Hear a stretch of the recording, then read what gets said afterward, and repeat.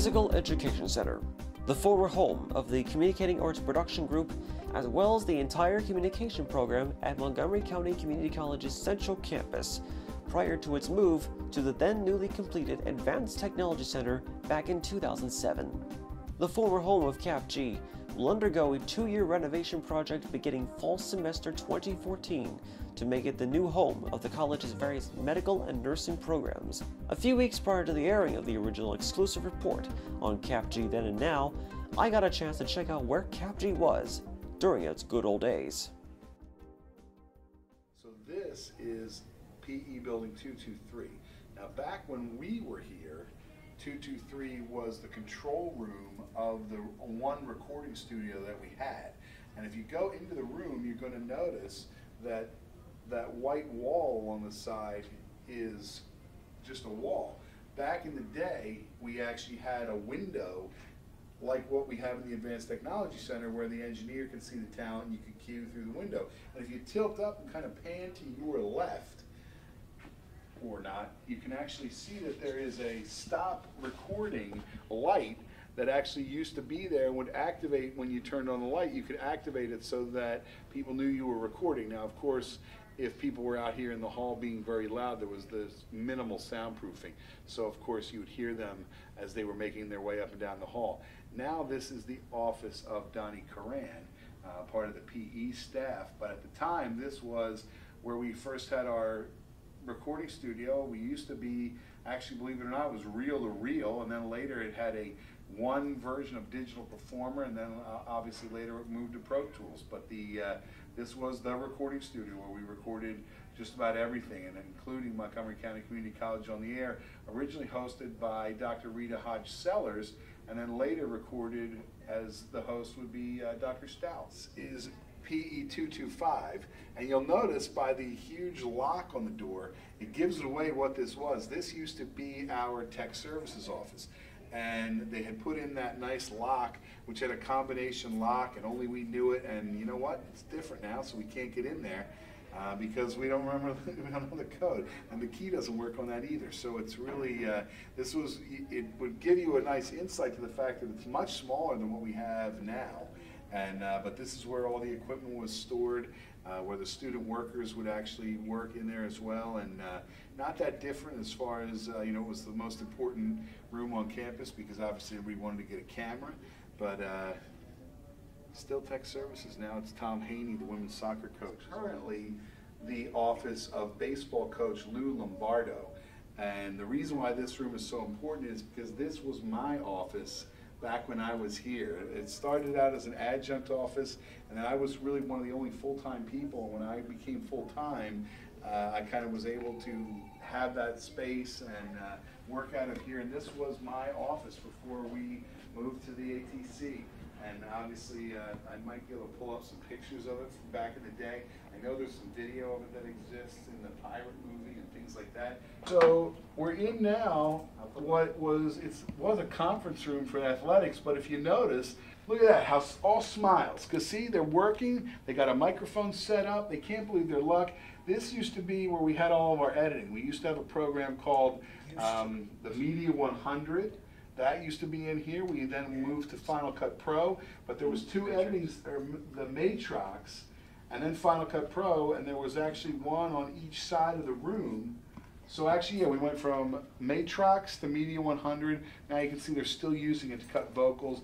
Ife must be engineering the system. Look how he looks so happy. He can't believe his luck. Best engineer I know. This was the Media 100 room.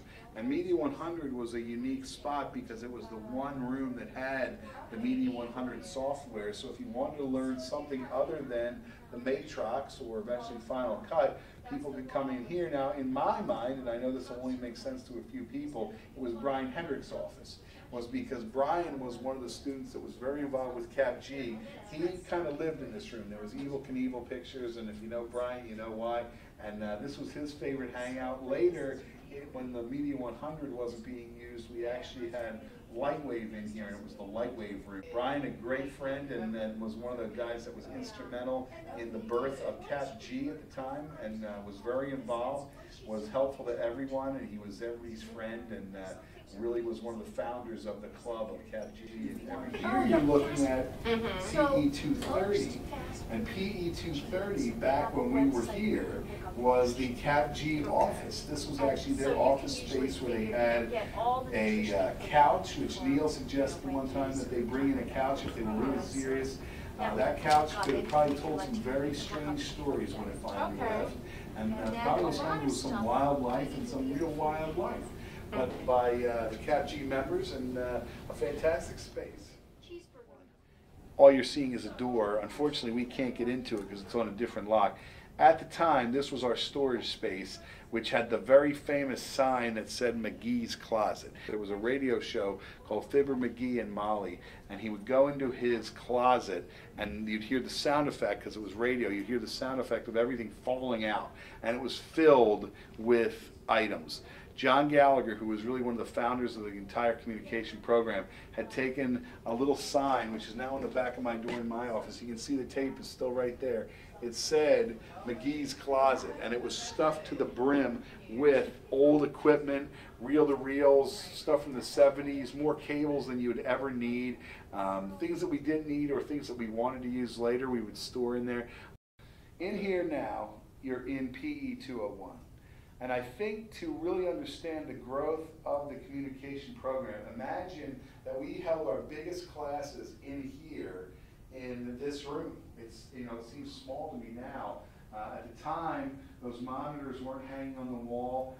We had chalkboards, like actual chalkboards. You can see where there's an outline over here where there used to be a chalkboard, and they actually have since, you know, taken that out. One of the telltale signs of this classroom, if you look above that door, is a recording sign. That used to be the recording studio where we did a lot of our other recording, and again, that was all reel-to-reel. Up at the top, along the wall, there's two hangers. There's one on this side, one on that side, where they had speakers, and we would use them to play back our projects with the class. Right in front of you would have been a window that led into the audio suite that was right in here.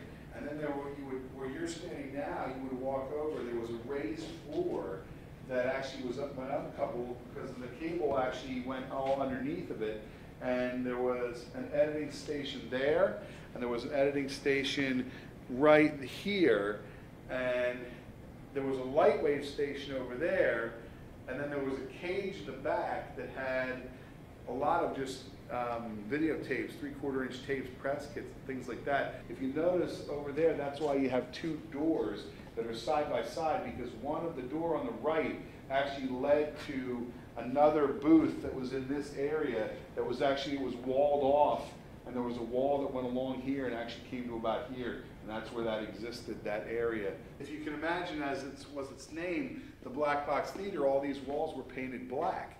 But it was the kind of thing where they would do as they do now. They would build a set, they would design the set that they wanted. They'd build bleachers sometimes for the audience, and it was really made, you know, for that use. Now it's just a classroom. In fact, I was down here not that long ago. I had to take a CPR class. I was sitting in here. It was giving me, you know, kind of a crazy thought, because I couldn't believe that this was the former Black Box Theater, and now